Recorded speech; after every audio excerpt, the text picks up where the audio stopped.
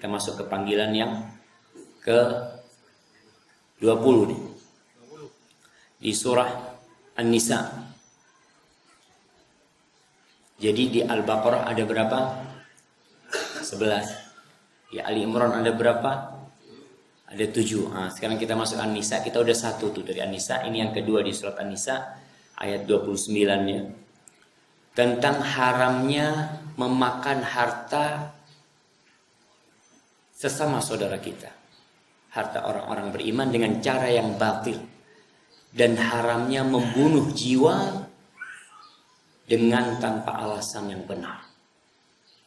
Allah mengatakan, ya ayyuhalladzina amanu la ta'kulu amwalakum bainakum bil batil illa an takuna tijaratan an taradin minkum wa la taqtulu anfusakum innallaha kana bikum rahima. Allah mengatakan, wahai orang-orang yang beriman, kalian jangan memakan harta kalian di antara kalian dengan cara yang batil. Allah mengatakan jangan memakan.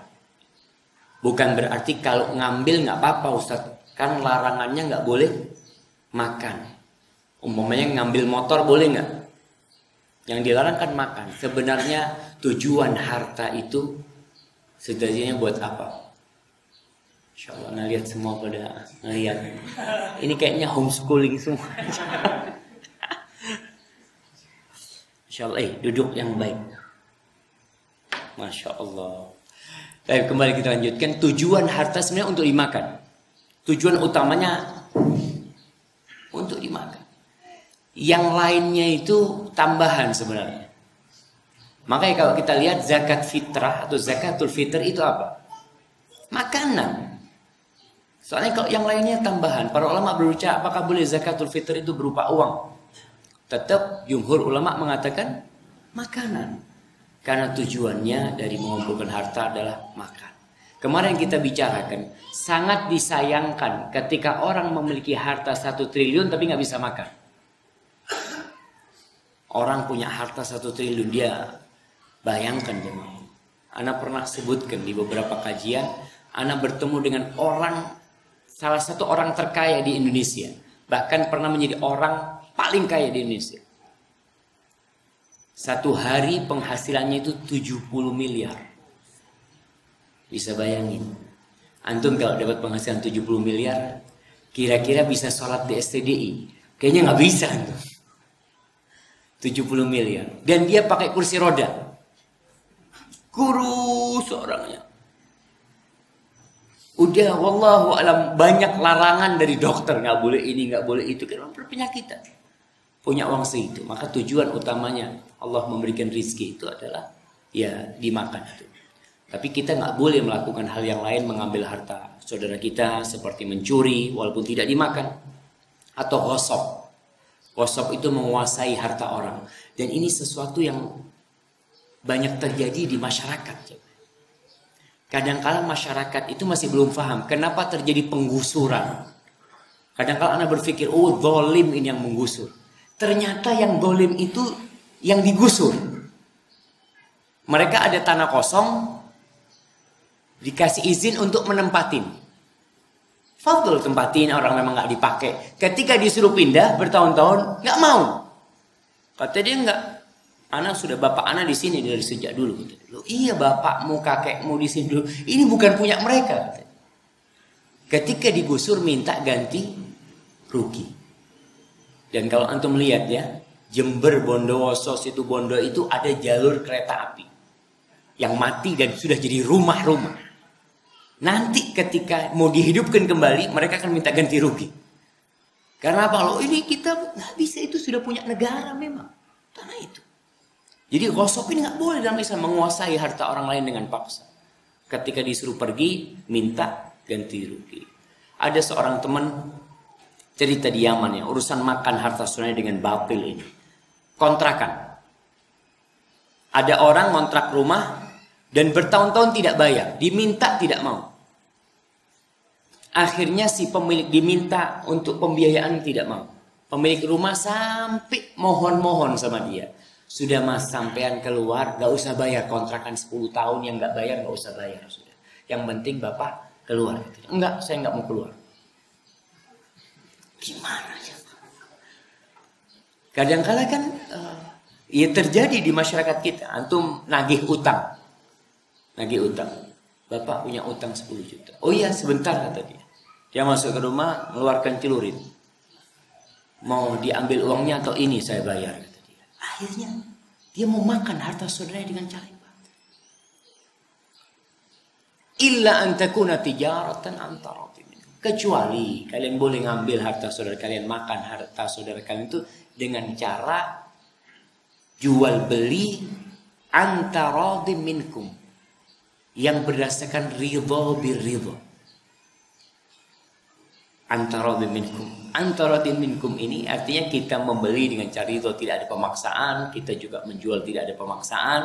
Kata-kata saling ridho ini terkadang disalahgunakan dalam bab rishwah, dalam bab sogok menyogok. Karena kalau ada di birokrasi harus bayar duit ya. Bapak ikhlas, ridho saya mas, ridho. Fadl gitu. Kan kata Allah Ustaz, kalau ridho nggak apa-apa kata dia. Itu babnya beda, itu bab dagang. Kalau bab rishwah itu, kau walaupun ridho ditanya ikhlas, sebenarnya dia nggak ikhlas kalau ditanya. Cuma gimana Ustaz? Nggak jalan. Ditilang polisi. Polisinya tanya, Bapak ikhlas Ramadan nih loh Pak. Jadi, ya saya ikhlas Pak, ini apalagi Ramadan 10 hari terakhir ya. Nggak bisa, itu masuk bab rishwah juga diharamkan. Kemudian Allah katakan wala taqtulu anfusakum, kalian jangan membunuh diri kalian dan jangan membunuh saudara kalian. Allah mengatakan kalian jangan membunuh diri kalian. Yang dimaksudkan itu diri kalian sendiri dan diri kaum muslimin. Karena sejatinya kita sama saudara kita muslim itu kal jasadil wahid, seperti satu jasad. Kau kalau bunuh saudaramu, kau seperti bunuh dirimu sendiri. Makanya larangan untuk bunuh diri dan larangan untuk membunuh diri saudara kita. Innallaha kana bikum rahimah. Jamaah, sesungguhnya Allah itu pengasih sama kalian, sangat pengasih sama kalian. Terjadinya bunuh diri di akhir-akhir ini yang kita lihat ya, ada anak umur 16 tahun bunuh diri. Ada anak umur 12 tahun bunuh diri. Ada seorang wanita, dan yang terkenal bunuh diri terbanyak di Indonesia itu di mana?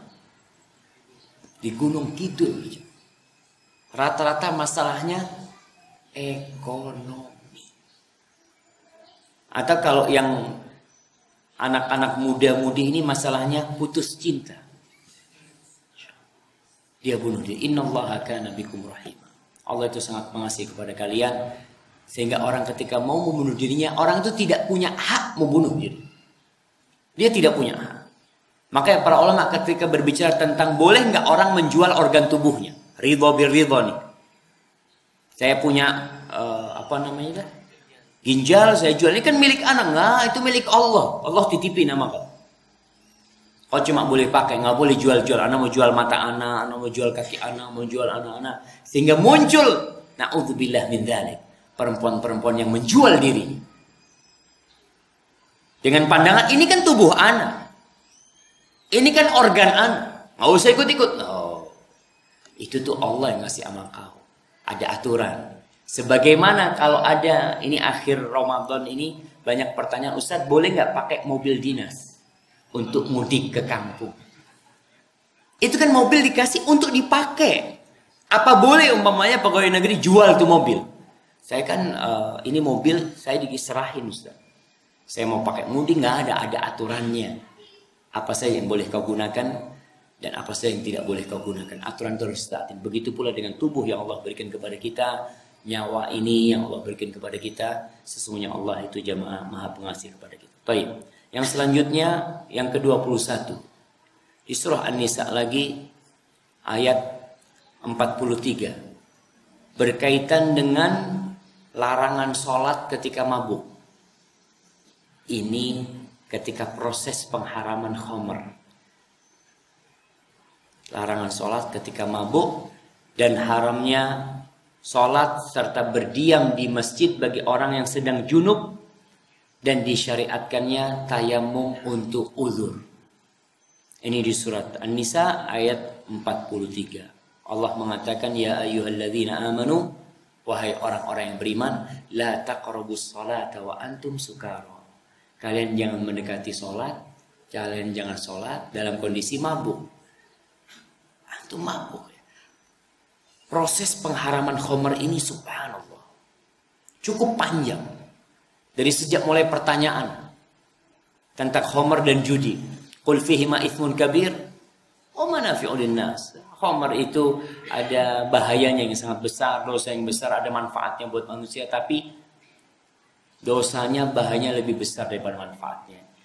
Ketika turun ayat ini, orang yang cerdas akan meninggalkan. Karena orang cerdas itu berpikir manfaat untuk dirinya. Orang bekerja berpikir manfaat untuk dirinya. Kalau dia mengatakan ini bahaya buat anak, kenapa anak lakukan itu? Dia akan meninggalkan. Ini orang yang cerdas. Tapi ada orang yang mungkin sudah tenggelam. Seperti orang yang kena sabu-sabu, itu susah kadang-kadang untuk dibalikin. Ada yang mengatakan otaknya itu udah kopior. Jadi tahu kalau dibuka itu sudah keluar seret, bluber otaknya. Karena sabu-sabu itu sendiri. Sehingga ketika dikasih tahu nggak masuk sama dia. Baik, kemudian turun ayat ini di surat An-Nisa ayat 43, jangan kalian mendekati sholat dalam kondisi mabuk. Mulai nih ada aturan yang mengikat. Dulunya mereka sholat dalam kondisi mabuk. Sebelum turunnya ayat ini, sahabat waktu azan sholat. Ada yang jadi imam, mungkin seharusnya sholat 4 rakaat, sholatnya bisa 8 rakaat. Pernah salah satu ustadz di Banjar cerita dia masih di pesantren, dia azan. Tahu-tahu masuk 2 orang mabuk. Qomat kata dia. Ini masih kecil kata dia. Dia qomat jam. Allahu Akbar, syaitan. Yang mabuk jadi imam. Allahu Akbar, salat duhur bacaannya keras. Dikasih subhanallah. Terus dia lagi. Alhamdulillah salatnya masih 4 rakaat. Assalamualaikum. Jamaahnya nasihat, tadi itu salat duhur kata dia. Seharusnya bacaannya nggak keras kata dia. Loh, salat Jumat kok keras bacaannya? Ini orang mabuk masih separuh sadar jemaah. Mau sholat Jumat kok bacaannya keras. Allah larang. Mulai orang yang berakal sudah memikirkan. Sekarang pengaruh khamr itu berapa jam sih? Mana yang pernah mabuk mungkin punya pengalaman. Dia pengaruh khamr berapa jam? Kayaknya cukup lama lah. Sehingga orang itu tidak akan minum ba'da zuhur. Karena dia tahu asar nanti masuk waktu sholat aku dalam kondisi masih mabuk. Ba'da asar mungkin dia juga akan minum. Karena waktunya pendek. Ba'dal maghrib dia juga akan ngurangi. Kapan dia minum? Ba'dal isya. Berarti mulai ini yang mungkin disebut sekarang rehabilitasi. Jadi orang pemabuk itu direhabilitasi. Maksudnya mulai dia berpikir sendiri. Kalau dia beriman, ini perbincangannya untuk orang-orang yang beriman. Orang-orang beriman tapi masih mabuk. Kata Allah, kalian jangan mendekati sholat dalam kondisi mabuk. Hatta ta'lamu ma taqulun. Terus kapan sholatnya? Ketika sadar.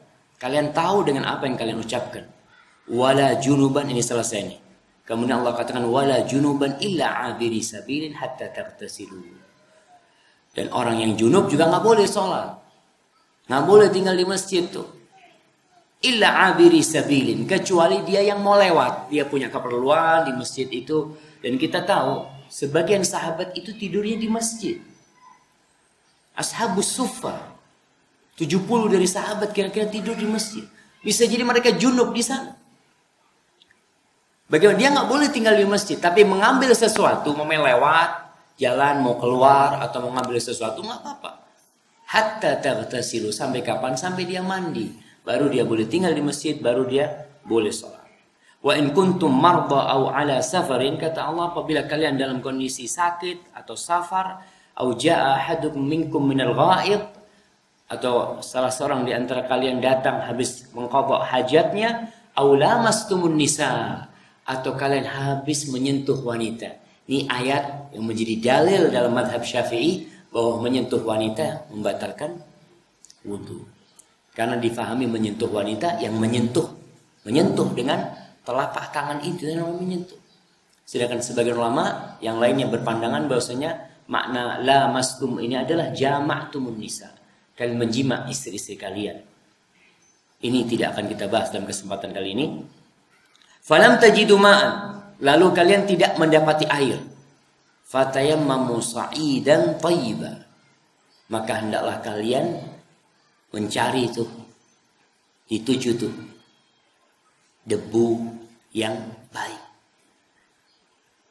Famsahu biwujuhikum wa aydikum, kalian gunakan debu itu untuk mengusap wajah dan tangan kalian. Tayamum di dalam mazhab Syafi'i bidharbatain, dengan 2 kali pukulan. Dan dalam mazhab Syafi'i mengusap tangan sampai ke siku. Tapi dalam mazhab Hambali cukup sampai telapak tangan saja. Dan mungkin itu yang rajih, yang sampai telapak tangan saja. Tapi supaya kita paham nih, kadang-kala kita mudah menyalahkan orang. Melihat sohib ya, tayamum sampai tangannya, oh bid'ah. Belajar dari mana kau tayamum sampai? Tayamum hanya sampai sini. Dalam mazhab Syafi'i memang sampai sini. Dan ada dalil-dalil mereka. Tinggal sekarang mana yang lebih kuat? Itu butuh penelaan dan pembelajaran di situ. Tapi yang jelas, tatkala kita melihat saudara kita dari mazhab Syafi'i, mereka bertayamum sampai sini. Soalnya kita yang kampusnya Imam Syafi'i, tayamumnya sampai mana aja? Anak tanya sama Lukman nih, ini mau lulus dari Imam Syafi'i ini. Antum kalau tayamum hanya sini, berarti mazhabnya bukan Syafi'i ya? Iya, Imam Syafi'i mengatakan idza shahhal hadits fa huwa madhhabi, apabila hadis itu sahih maka itu madhabku. Maka seorang yang mengamalkan hadis yang sahih sejatinya dia tidak keluar dari mazhab Syafi'i, dia tetap dalam mazhab Syafi'i itu sendiri. Maka diusap wajah dan tangannya. Innallaha kana afuwan ghafura, sesungguhnya Allah itu maha pemaaf dan maha pengampun. Berkaitan dengan tayamum ya, ini banyak pertanyaan kadangkala orang yang sedang umrah dan haji. Anak ingat tuh, sebagian orang itu ketika tawaf batal wudunya tayamum. Tahu tayamum sama apa? Sama punggungnya orang. Kata dia, Allah, anak ngomong nggak boleh. Kata, oh katanya ustadz kita boleh. Daripada jauh-jauh meludu padat lagi, ya kita tayamum aja. Tayamum itu boleh dalam 2 kondisi. Yang pertama, tidak ada air. Yang kedua, tidak boleh kena air. Yang pertama, tidak ada air. Yang kedua, tidak boleh kena air. Jadi kondisinya orang yang sedang tawaf itu banyak air itu jemaah. Dan dia kepingin kena air. Karena kondisinya panas keringat, kepingin dia datang ke tempat air itu sebenarnya. Cuma malas aja, takut terpisah dari rombongan dan macam-macam. Maka jangan memudah-mudahkan tayamum ya. Begitu pula yang di pesawat ya. Kadang-kadang orang memudahkan tayamum sedangkan dia bisa umpamanya berwudu. Apalagi di pesawat Arab Saudi umpamanya ada musholanya, orang bisa sholat di sana. Fadhal lakukan sholat itu. Hadza wallahu a'lam.